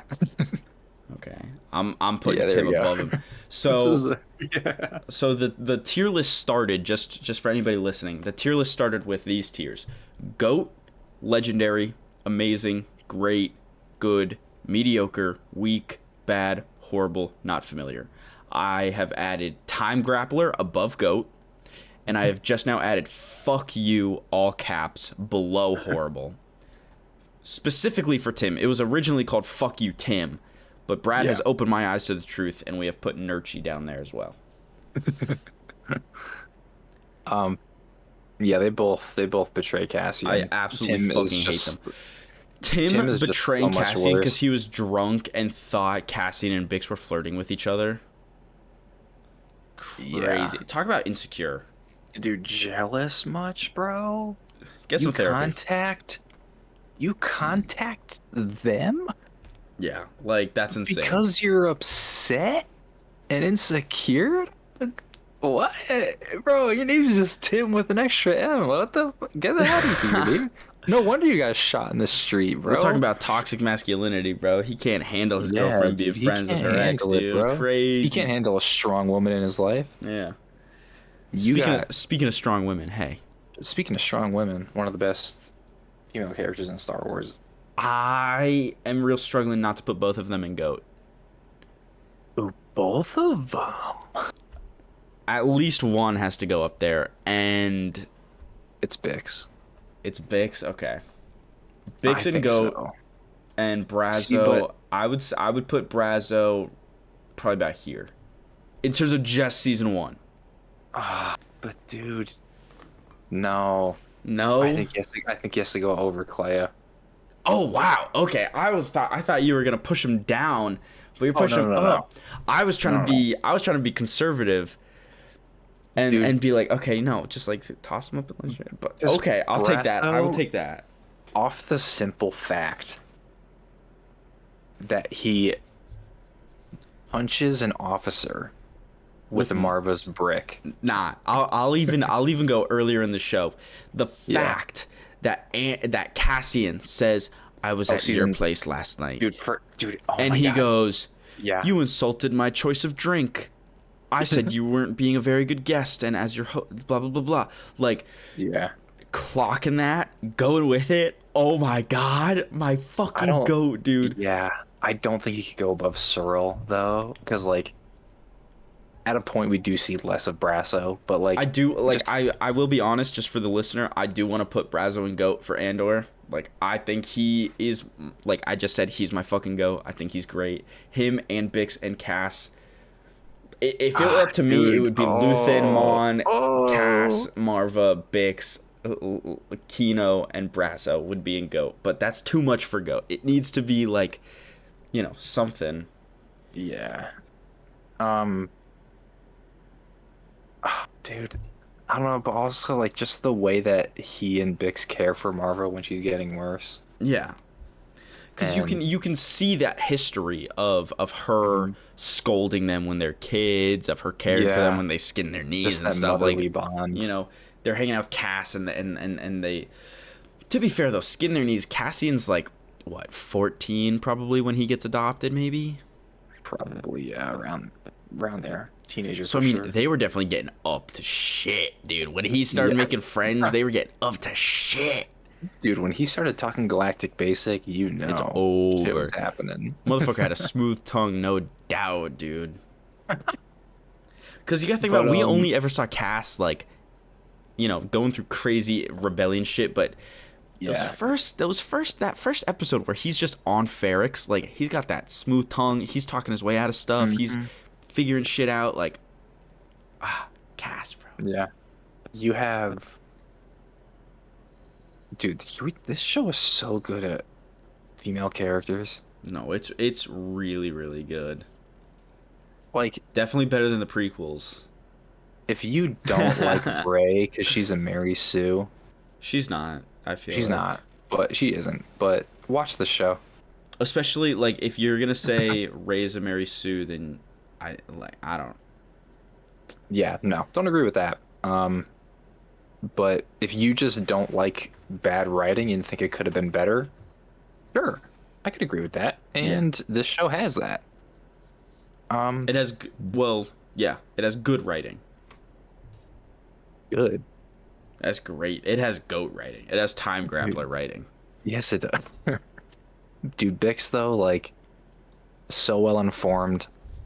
Immediately you get the history between her and Cassian, just like the way, I think even like he holds her arm or something, like when she's about to like walk away, or just like you have these small little interactions between them that, like, that there was just something between them at one point, which leads to Bitch Tim. But yeah, like Ted was saying, like you could feel them like doing whatever as kids and like going around causing trouble, staying out late, like bothering Marva, bothering Bix's parents. Like even Cassian says like, "Oh yeah, like remember when your dad caught me climbing over the fence?" Yeah, bro, And then, I love then that. Bix says the same thing that her dad said. It's like that's so sweet, and it's just like, and we see like Bix is also put into a situation that like we've never really seen in Star Wars, where it's like the torture is just so vivid and depicted in such a nasty way. And I'm not going to say details, but kind of spoilers for season 2. What happens to her in the first 3 episodes? Oh boy. It's she goes through so much as a character, but you see how strong she is too, going through it. And like it's heartbreaking. Like, dude, her at the end of the season is just heartbreaking. Like it's just awful, but you see how important she is to the city. And like when they clock her, they're like, "Oh wait, that's Bix," and Bress is like, "Run!" And he just like kind of stumbles and blocks their path for a second for her to get away, but she gets caught anyway. But it's just like, yeah. And she's the one, I think, initially that gets Luthen to come and talk to Cassian about the Starpath unit, right? Yes, So sir. she's also a big catalyst for the stuff in this too. Great character, wonderfully acted, just amazing all around. I, I have nothing to add. Like 100%. Yeah. All right. Okay. Wow. All right. So So, okay, all right. Let for for the the for the for listeners. the audio. Yeah. Tier by tier. You know what? Usually when I listen to these, they go top to bottom. I'm gonna go bottom to top. Okay. So, not familiar. This is gonna be Oh, really wow. hard. For not familiar, we have a bunch of unnamed people. Yeah, we've got one of the sisters, one of the daughters of Ferrix, Hmm. from the last episode or so. Some Imperial Two people. Imperial people, the doctor from Aldani, another Imperial guy, the two fishing people, and then one of the Primor security guys. Yeah. Fuck you, all caps. Tim and Nurchi. Horrible. We've got Lita, Dr. Gorst, The and worst. what's his name? I don't know, but he's the Imperial guy that covered Marva's hologram. Yes, and then kind of and causes the riot Yeah. a little bit. In bad, we've got Blevin. We've got Chloris, I believe his name is. We've got the Imperial guy from Aldani who is a dick to his wife and kids and makes fun of the traditions on Aldani. We've got the Imperial guy who wants to use Luthen ship as practice. Hmm. I don't remember who this guy is. But he was But bad. but he's an Imperial, so we're putting him in bad. Even though we probably should have put him in not familiar, but he's an Imperial, and I just don't like his face. Then Dude, we've he's wearing a got hat. He's bad. yeah, I mean fuck this guy. And then we've got the other Primor security guard. In week, top of week, we've got the guy who runs the shipping lanes, the transport off of Ferrix, and told Cass his mother was dead. Then we've got the guy who guards Runs the the shipyard, shipyard, runs the shipyard. essentially. We've got the Primor security, like chief inspector. What's this guy's name again, Brad? Hein, I think Hein. That's Hein. Cyril's boss at the beginning. Oh, this guy, Hein. I'm Yeah. talking about who's this guy now? Wait, dude, I cannot see your cursor. Oh, really? Yeah, I couldn't see it. This motherfucker. Oh, that dude. Here. Here, Who's kind Dedra's of like, assistant. yeah. And then we've got 3 of the Narkina 5 prisoners. I can't remember their Hang names on. right now. Jembach, Zal, and Burnock. Yes. Top of mediocre, we've got Edie, Cyril's mom. We've got Skulden. We've got Keith. And then we've What? got nope, Clem, bro. Clem. Sorry, I'm getting Cassian's fake names confused. No, you're Dude. good. Then we got uh Ham, Ulof, and Taga. Yes, More Narkina prison members. yes. In good, we have Lonnie. Yeah. We have Sergeant Linus Mosk. What's this guy's motherfucking name again? Arcana. Yeah. Um, the Aldani guy that worked for the Imperials. And Salmon. Salmon. I remembered Sal. Pack. I couldn't remember his whole name. Salmon Pack. Perrin. What's his name again? Oh gosh. I'm so bad with names, guys. I'm sorry. Like in real life, I'm really bad with names as well. So it's hard for me anytime I watch a show. I'm a big fan of Shogun. I haven't finished the show all the way yet, but I'm pretty close, and I forget so many people's names. I remember It's hard to John. remember a lot if you. There's a character named John, and I'm like, I remember him, bro. The English guy? Yeah. Toranaga. I remember him. Yabushige. Mariko. All I right, remember well, some names okay. in Shogun. Sorry. Don't be naming other peeps when we can't come up with this dude's name. I'm naming characters for Shogun. I'm sorry, listeners. Oh god, I lost it. Hang on, let me see. I cannot find it. Terramin. There we go. Yep, Terriman. God damn it. And Keep then going. the Narkina 5 Doctor. Yes. When it comes to great, we've got Partagaz, Vel, Tay, Will, Skeen, aka Cousin, aka, here's the thing. Okay. Okay. Gonna add a little bit of, what do you say? Like, add a little bit of onion or Garlic. a little bit Add a of little bit of garlic? garlic. He just needs the extra zip. It's just a little bit of zip. In terms of amazing, we've got B2-EMO. B2 Mm-hmm. emo. Then we've got Cinta. Then we got Melshi. Legendary. We've got Kino Loy. We've got Dedra. We've got Cyril Khan. We got Brazo. We got Clea. We've got Nemec. And we've got Saw Gerrera. GOAT status. These guys are, Undefeated. safe to say, the official top 5 characters for the Starlight Broadcast podcast. In Andor. Yet another Star Wars podcast. Yeah. In Ooh. Andor. Drop that whole name. Yeah. Star Wars, Starlight Broadcast, yet another Star Wars podcast. No big deal. We've got Luthen. I'm sorry, Luthen Rael. Sorry, guys. I have to. Mon Mothma. Cassian Andor. It's Marva Andor, no, right? Yeah, because she's married to Clem. Yeah. Marva Andor. And Bix Colleen. Bix Colleen. That's what it is. Then, without any further introduction, in the one and only Time Grappler tier, we have... Brad, would you like to say who it is? It's the Time Grappler. It is the Time Grappler. Top of the tier list.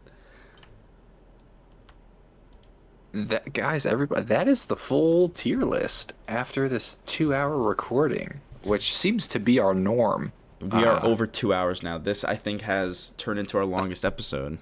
Yeah, we're gonna edit some. There's some. I think we'll get better at being quick about it. It's hard not to gush about certain characters, you know? Yeah. If anything, we could start looking into separating some episodes in half. Yeah. But yeah, everybody, that's the season 1 Andor tier list. You love to see it. You hate to see it if you're a hater. Don't be a hater. Blue milk, am I right, Brad? Dude, yeah. Sorry to take the spotlight. All right, I mean, Not right. that's about it for us, right? Pretty much. Make sure to follow if you like what you're listening to. If you've made it this far, thank you. I know it's a lot to listen to. Go follow us on Twitter, Starlight_cast. We've only got one follower still, so follow us on YouTube, the Starlight Broadcast. Yes, sir. Follow us on Spotify. Come on, what are you waiting for? Yeah. Brad, I think, is that all we got? I mean, hey, right, next week. Thank you for listening. Yeah, thank you guys a bunch for listening. Next episode will be, even if it's just one of you. Next episode. Listen, I hate to say this, guys, but doing a month of Andor where that's all we talk about, all we think about, it did burn both of us out a little bit on Andor. We were also like taking notes, pausing, rewatching. It's a very intense, and you know, in a perfect world we would have been right on that Andor season 2 train, but at this point the whole season's out. You know, might as well, like, you know, make sure we're still like committed to the podcast and doing it and having fun with it before we dive right into Andor season 2. And then honestly, it might be good for us to kind of sit on the episodes for a bit, have some ideas, you know, we can talk about it off of the podcast. So maybe next week it'll be its own thing again. You'll find out next episode. What can we say? Yeah, we don't know what we're gonna do. I also gotta say, Ted, there is a little thing in one of the episodes in your future that is a small detail that I was so happy about. Really? And I was so happy about it. I freaked out a little bit. Really? Okay. Yes. But everybody, with that said, that is Ted. That is Brad. Yes. Thank you guys for listening. Enjoy the blue milk. Have a great day in the galaxy. You know, join the rebellion. Be a rebel and a rebel, as Jyn Erso said in one of the Rogue One trailers. Hey, Uh-huh. rebellions are built on hope. Rebellions are built on hope. We have hope here. All right, we will see you guys soon. Transmission out.